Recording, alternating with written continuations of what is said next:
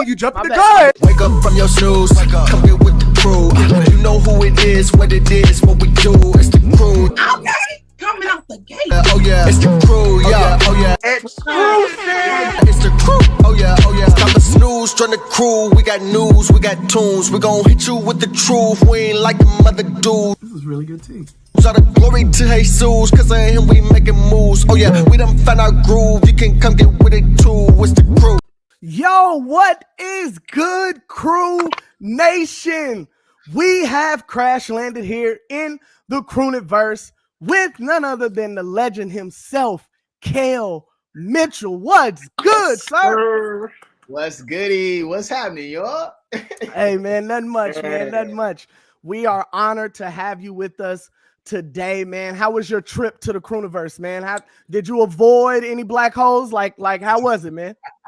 Man, it was a good ride, man. We just flew right in, man. Yeah. Really cool, man. You know what I'm saying? I had the valet and everything pulled out for you. You know how we do. Presidential style. Uh-huh. Man, but we are so excited for you to be with us today, man. We're not going to stop at all. We're just going to get right into it. But I need you to do something for me, man. Look, we have grown up through years of ridicule because of you. My dad to this day states that your orange Good Burger tape messed up his VCR. So I need you to personally apologize to my dad for messing up his VCR. Dad, I'm sorry for messing up the VCR. I don't know what happened. I don't know how that happened. Was it the orange? Did the orange? That's what he swears, man. He swears that it was the orange, man. It was the orange tape, nothing else. And he threw it out, didn't he? Did he? He did. He did. Yeah. Hey, but we ran it back. But it was after he bought it, so everybody still got paid. I mean that's true. That's true. So, you know that the 25th anniversary coming up, so I'm gonna have to send you the new one that they're doing. Send that to us, man. Yeah. Send that to us. We would be happy to receive cover that. and everything, man. It's this year, 25th anniversary, which is crazy. Wow, that is fire, man. So excited about that, man. You know, somebody in your position would typically be, afraid of being typecasted, but it seems like you really, held on to what it was that people fell in love with you about. Yeah, you know what? I feel like because I've had so many different characters, I could never really get typecast because the show All That allowed me to show so many different characters.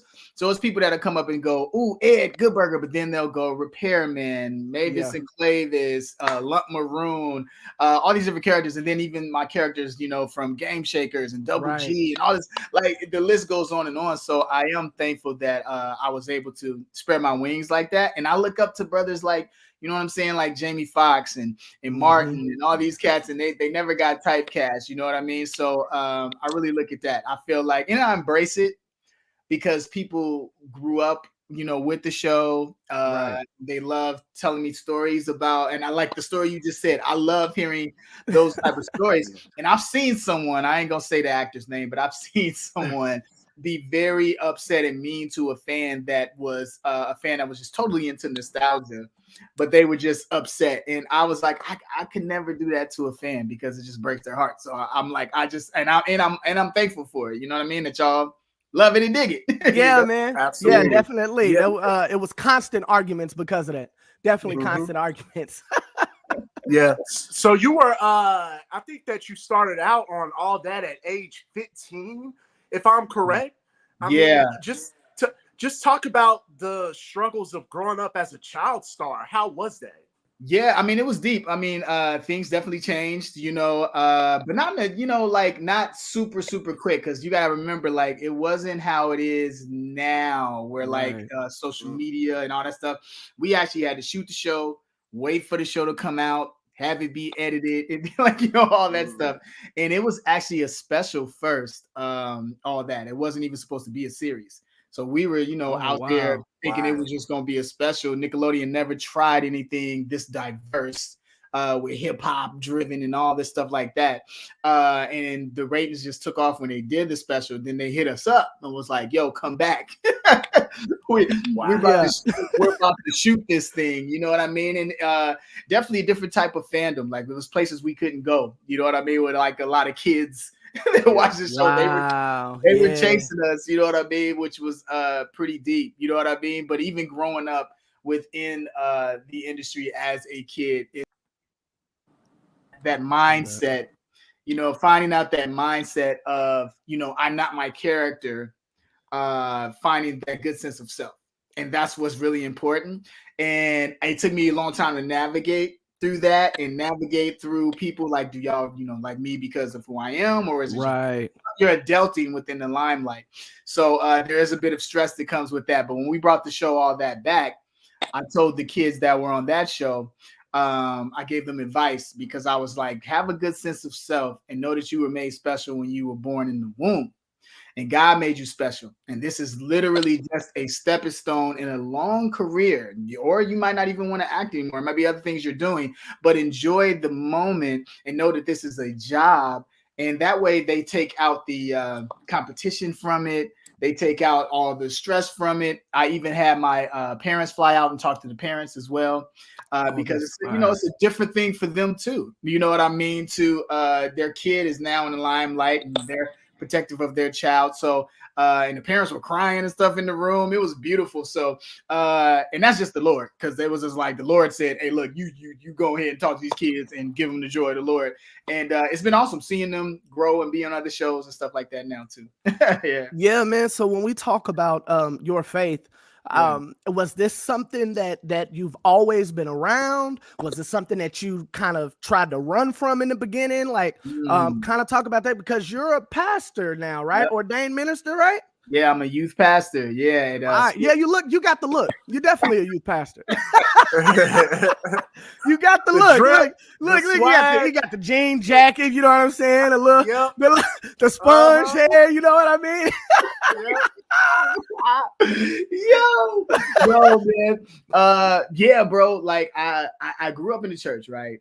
But then there's a difference between knowing God and having a relationship with God. You know what I mean? And so I had to, you know, adult within the limelight. I had to see a lot of things. I grew up on the south side of Chicago.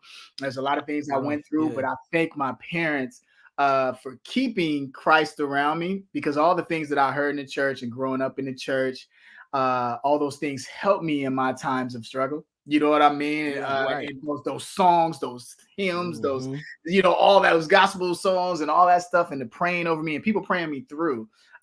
Because I've been through a lot, you know what I mean? A lot of ups and downs. And the thing about it is that when I went through my ups and downs, God was there in both. And it was a time when I didn't even want to be here. You know what I mean? Right. So, and God spoke to me so clearly, you know what I mean? And when I decided to live, there's a thing where I was like, I want to tell other people about his love and how he brought me through that, because we see a lot of people dealing with mental health. We see a lot of people using other devices to help with their mental health. And then, you know what I mean? It's still like dealing with all these different things and emotional walls and obstacles in their lives. And I would be doing my fans a disservice, people that follow me a disservice, if I didn't let them know how I got through, and that's through the Lord. And for me, I just was like, I'm going to do it. And even when the Lord spoke to me very clearly, like, I want you to preach. And it was spoke over me for years, you know, as a kid, even, you know, all the time. Yeah. And I wasn't even like, you know, a kid that was, you know, super good kid. Like, you know what I mean? Like, that kid, he keep walking with his Bible. He gonna It was like, people were like, he's peculiar and he's wild, but the Lord is on him. And I had people like, you know, evangelists talk, you know, and say things like praying over my eyes, which was really deep. They say, because this one can see, and, you know, and things like that. And it was as I got older, I started to understand what they were saying. And when I was at my lowest, that's when the Lord really, really started to speak to me. And those things that when I was young that I really wasn't hearing at that point, started to speak to me even louder. And I knew that his love was the thing that would help me get through everything that I had been through. And now I needed to help others. But I had nobody else to look at that was doing what I was doing. Because I'm like, am I going to stay in the entertainment business and still do this? And he was like, what have you seen in the entertainment business though, Kel? You know, what have you seen hurting people and things like that? And people on the outside just watching and misunderstood about how they really feel. You know what I mean? And do you see the mental health that goes on with that? You could be an asset within that. And I was like, wow, that's true. And even people outside of it. So when I needed help, I went and spoke to a lot of different places. You know, I would speak at juvie homes. I would speak to people in my neighborhood. And this was at times when I remember when I was broke and I didn't have nothing. And Lord said, go talk to them, go speak to them, go do that. Right. And he said, when I elevate you again to a point within the entertainment business, I want you to not forget me, and I want you to let them know it was the Lord that did it. And bro, it has been amazing since I've taken the call, and also to being obedient. And it's not easy. I'm not gonna say it's easy, because you know, to be doing all this stuff and then also preaching and put together work. Because when you all found out about it, like I was already in the church, working in my church. But when everybody found out about it, I was in, you know, anything that my pastor needed, I would help with. And I was working in helps ministry, and I just wanted to get closer to God. That was my thing. You know what I mean? Yeah. But when everybody found out about it within the media, it was like, oh, he's going to be doing Good Burger weddings. And he's gonna be you know, they thought it was a hoax or something. Right. And it's like, no, this is for real. This is my heart. This is where I'm at. You know what I mean? And I just want to do his will, not Kel's will. You know, and that's another reason. I know we're going to get the book, but that's why I wrote Blessed Mode. That's up there. You know what I mean? I wrote this. Oh, if I get it. That's why I wrote this devotional to just really help people. You know what I mean? Just really help people. It's a daily devotional to get you connected with God, to level up your faith, and to help, because these are the things that help me. I didn't want to do a memoir. People were like, you should do a book. You've been in the industry for a long time. I said, no, I want to do a devotional. People have busy lives. With social media, everything just coming at us so quickly. I wanted something that they could just dive into every day for a few minutes, hear a short story of my life, a Bible verse, and then I take them through a prayer, and then I have them apply something to their life. I have them actually do a call to action where they might have to forgive someone. You know what I mean? Or they might have to give something to someone. They might have to, then they might have to exercise. I got burpees in here. I got all kind of stuff. Yeah. Safe to say I won't be reading that chapter. Somebody came up to me recently and was like, thanks a lot, Kel. All right. Second devotional, you got me doing burpees. And right. I'm like, hey man, but it's all tied together. You know what I'm saying? Yeah. You need to be physically healthy, mentally healthy, and spiritually healthy. They all tie together. So I totally do get that. It's actually a great segue that we're talking about this book, because you've released that book, but you didn't stop. You have another book that's coming called Prank Day. Now, as you were talking about with Blessed Mode and what it was for and kind of what you wanted people to kind of know what helped you through this whole situation. What is Prank Day about? Who is that for? Okay, so Prank Day, and God works in amazing ways too. I had wrote Prank Day as a movie, right? And so Prank Day is about a kid that does a April Fool pranks, and he has a whole list of pranks that he's going to do, and he's doing it to impress a girl and to be a cool kid in school. So he does all these pranks, right? Only problem is on April 2nd, all the pranks come true. So every prank that he did comes true, and he has some crazy pranks that could change and alter his life forever. And he has to figure out why all these pranks are coming alive. And it's awesome. I grew up on movies like, you know, Back to the Future and, you know, all those fun movies, Never Ending Story. And I really wanted to have a story like that. And, you know, it has our likeness in there. You know what I mean? And might look like my kids. Huge. Yeah. You know what I mean? And I really wanted that to be in this book. There's a running refrigerator, because obviously that's a prank that everybody does. Yeah. Your refrigerator's running. Yeah. Yeah. And so, you know, I love kids. I love working with kids. And this is a great fiction book, novel book. You got kids, pick up Prank Day. You can pre-order it now. It'll be available September 6th. But I'm excited, man. Like both of these projects, I'm an author now too. Right. So, let's go, Kel. It's God, man. It's like it's really God. You know, I wrote it as a movie, and when I was doing Blessed Mode, HarperCollins, they asked, "You got something else?" And I had this film that I was kind of just like sitting on. You know what I mean? And then I was like, you know what? Well, we can make this into a novel. And it turned out to be an amazing novel. Yeah, so write those projects. If the Lord is giving y'all an idea or something, like, because you know, some people procrastinate, and I dealt with that. Yep. And it's just like really take the time to schedule it out and do those divine ideas that God has given you. Because you just never know, man. It's not too crazy. Whatever idea you might go, oh no, people might not even dig it. Just do it. You know what I mean? Just do it. Yeah. So was there a fear jumping out there, trying to become an author and to do that? How did you get past that? Bro, I think all of us deal with all of that. You know what I mean? You know, even with letting everyone see the transparency of me saying I'm a pastor. Do you know what I mean? Like all those different things that anxiety comes up and things like that. But then I have been in a position of I just want to do what the Lord wants me to do. And whatever he says, I am going to walk out on faith. And I have an abundance mentality, meaning that I have to fly above the fear. I have to fly above anxiety, because all that's going to do is stifle me from making these things happen. Like when I wrote Blessed Mode and I was transparent about certain things, in those times of writing, I would go, oh, I can't say that. I can't say that. I can't say that. But then I was like, no, I'm going to say it. I'm going to say it. Yeah. And to have people hit me up and be like, yo, bro, devotional number 15, devotional number 30 changed my life. One guy told me, I ain't prayed in years, bro. I ain't prayed in years, but then I picked up your book because I'm a fan of Good Burger, and now I'm praying. And dude, I was at a Comic-Con event recently, and I'm speaking to everybody, but then I showed them Blessed Mode, the music video, and they saw that and was like, yo, this is crazy. And now I'm praying with like most of the audience. So you see like Deadpool, like people dressed as Deadpool. Right. And I'm literally praying with them, bro. But I went back to the hotel in tears and called my wife. Like, this moment, this is amazing. This is beautiful. Like, you got to understand, like, your journey and the things that you go through is for a reason. Like, God sees the future of what's going to happen.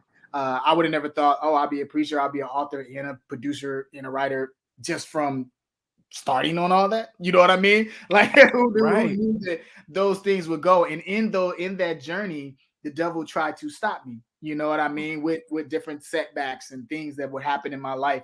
And if I would have given up, you know what I mean? Or given up or given into fear, these things would have not happened. You know what I mean? Yeah. So has the reception been greater than what you thought it would have been? The reception from the books or just from Blessed Mode specifically, has the reception been greater than what you thought that it would have been? Yeah, bro, it has. Here's the thing. With Blessed Mode, even with the music video, because I know y'all saw that, I love anime, right? And so I said it would be a dope thing to minister through anime, because a lot of people watch anime. That'd be kind of cool to do it, right? So we did like a Scott Pilgrim and all this different type of stuff that we did in there. That was really, really dope. And I hooked up with Irvin Lambert, who is my director, and he does a lot of King Vader. If you know those guys, they do a lot of dope like anime stuff. And so we put that within the music video. So we had Satan kind of being like this enemy, you know. But yeah, you'll see it when you see the video.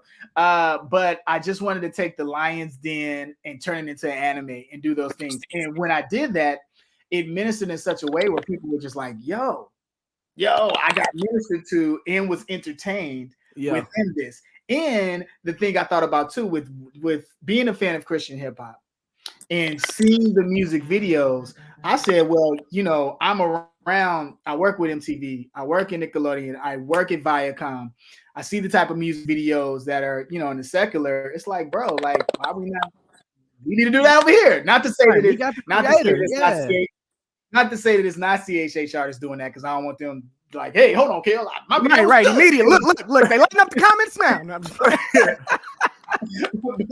but I was just saying, the Lord told me, bring all that same energy that you produce over there, you produce it here too. It's all the same.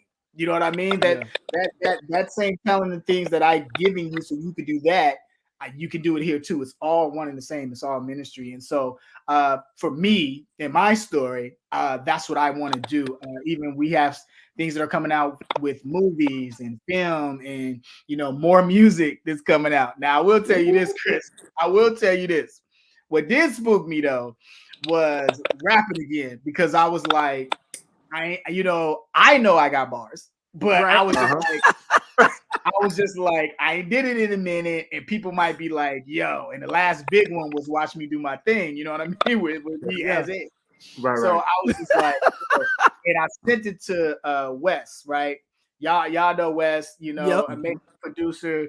We are the good, work with KB, love KB. So I did the King Jesus music video. Yeah. And I told him, I was like, bro, I need a soundtrack to Bless Mode. You know what I'm saying? Because I work out in fitness and I listen to CHH when I work out.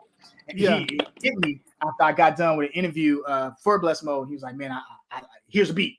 He sent me the beat crazy, right? Scooty on the hook, right? Going bananas, right? And I'm like, I'm going to the studio.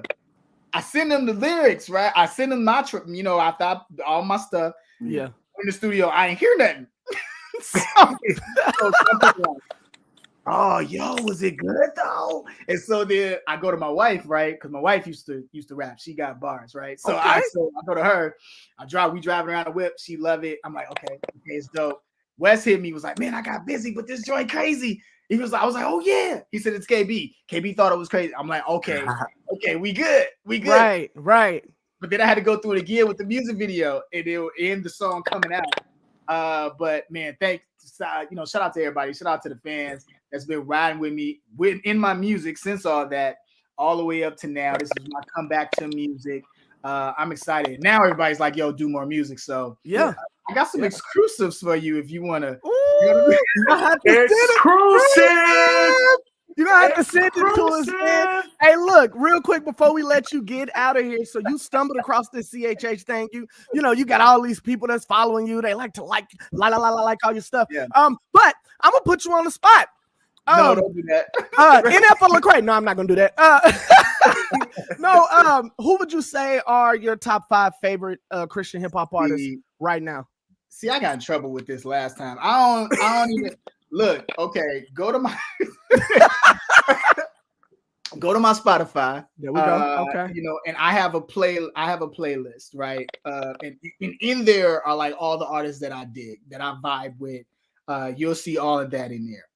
But it is some people that I'm working with coming up that I do enjoy. I work with RMG Amplify. Shout out to RMG Amplify. Hey. And so everybody on that squad, is amazing. You know what I'm saying? So I got some fun stuff that's coming up. I don't want to do the top 5 though. Yeah, I hear you. Hey, look, and we asked. That's all we can do. Hey, listen.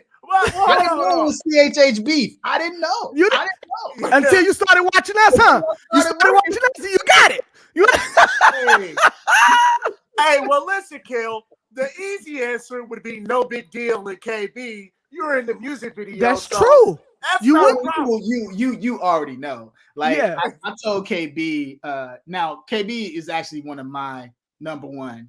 You know what I mean? I love KB's music because I told him, I'm like, when I work out, I take fitness very, serious, right? So when I work out, I always listen to KB. You know what I mean? Yeah. It's another cat I also listen to is International Show. Yep. From NCO. Yeah, shouts out to Show. Yep. Homeboy got some good, like, workout joints that make you be like, all right, you know what I mean? But yeah, man, I mean, like, you already know I be repping, so this is not today's saying. Okay. Oh, yes, sir. You know what I'm saying? That's cool, Kel. You're gonna be rocking us some exclusive merch real quick. Don't worry about that. Let's go. Hey, don't worry about that, man. Hey, look, we love the fact that you decided to fly into the CREWniverse today, man. We've had a blast talking to you, man. This, again, like my brother said before we got on, this was a surreal moment. Growing up, literally being able to quote every line from Good Bird, like every line. He's not lying. We could watch that movie on mute. To the point where I know you've been receiving a lot of love because y'all are now on Netflix. I had the chance and the opportunity to relive that with my children, man. And so that was, they cracking up, but they know Kel Mitchell, the rap artist, right? They didn't know Kel Mitchell, you know what I'm saying? And they didn't know none of that. Yo, did y'all hear that freestyle? Y'all hear that freestyle for the celebration? No, I didn't hear it, bro. Wait. Let's do this right now. Go to my Instagram. Go to my Okay. Instagram. You're gonna see Ed like this. Play that real quick. Okay, let me see. Let me see where we at with it. Hold on. I did see it pinned, but I didn't watch it. Yeah, it's me and Mike Teasy. Go listen to that real quick. Mike Teasy, man. Look at you. See, man, you know all the, oh, it's the one. Oh, you just man, hold on. Let me make sure. Real quick for the people. Put it on the screen. Hold on. I got you, bro. I got you real quick. And I want to hear from y'all how y'all feel about the bars on this one. Okay, all man. Right. Hey, look, we're not gonna lie. That's what we're not gonna do. Don't do it. Listen, I'll lie to you. You ain't gotta lie. Let's go. Hold on, where we at? We keep it real on this show. We keep it real. I want it. Here we go, right here. Where we at? This one right here, right? Let's see. Yep, play that joint. Let's see where we at with it. Yep. That's what the king and I had to put Kel on the track. Tell you how I feel. Jesus took the wheel, huh? Should have heard how the devil screamed when we peeled. Oh, my bad. That's what the king and I had to put Kel on the track. Tell you how I feel. Jesus took the wheel, huh? Should have heard how the devil screamed when we peeled off. Now he in the truck, time to pay the cost. He was messing with my plans, trying to take the homie out. But I fast and pray and hope and praise, and Jesus broke me out. This the type of stuff my grandma used to always think about. Baby, you was made for a purpose. Go ahead and shout. These days they use demonicness and lying for the clout. Gotta renew that my daily so I ain't broken by they mouth. Iron lists be sinking ships, but I'm the captain now. My shit wavy, baby, like the shoes Tiger selling now. It's the fight, day and night, that's why I keep the scripture tight. All ungodly prayers and secret snares, Christ destroy on sight. My wife and get sleeping good. They live in for Christ, cause we stay focused on light. They walkers, Wesley Snipes, taking bites on spirit food. Come and get a slice. You devils better think again, better think twice. Don't rush to get it killed like Chappelle, it won't end nice. Tread on serpents, upping like we in the fresh. God told me this sauce, that's why I remain all that. Whoa! What? Who was smoking me? Who won? Last one that I went on. Let's go. Hey. What? Let's go. What are we talking about here? Hey, listen. Bravo. Yeah, man. Bravo. Yeah. Hey, nah, that was it. The flow and the cadence throughout the way that you rolled that whole joint was smooth. For real. And I'm a killer. Like, I'm a killer for flow and cadence and rap pattern. Like, if somebody is doing that well, then they already immediately got me hooked. And then I'm kind of like lyrics secondary. But the way that you flowed on that joint, to me, was just pretty dope. It was smooth. Man, I appreciate that, bro. Yeah, you definitely killed that, man. I just love the fact that you're so into yourself, right? You settle in to your own skin. You don't try to be nobody else. And I know that's real hard when you come out and there's so many skilled rappers and different things like that. And so you try to fit in. What I'm gonna do it just like this, man. You did it like you. I love it, man. Yeah, man. I feel like that's the best way to do it, man. I come from that era where it's like the Ushers, the Destiny's Childs, the Aaliyahs, all of that, I mean, everybody was so different. And I think that's what we need. We, need people trying to do the same thing, be different. Just be yourself. You know what I mean? Yeah. That's the thing. Man. And I want to do something for y'all before I go, because I want to do this because you're your dad and everything. So I'm gonna do this for y'all. Y'all ready? Yeah. Well, welcome to Good Burger, home of the Good Burger. Can I take your order? Whoa, we're in the CREWniverse. Wow, CREWniverse, yeah, an exclusive. Wow, dude. Oh my God! It's over with. Hey, here. That's it, baby. Let's go. Oh, yes.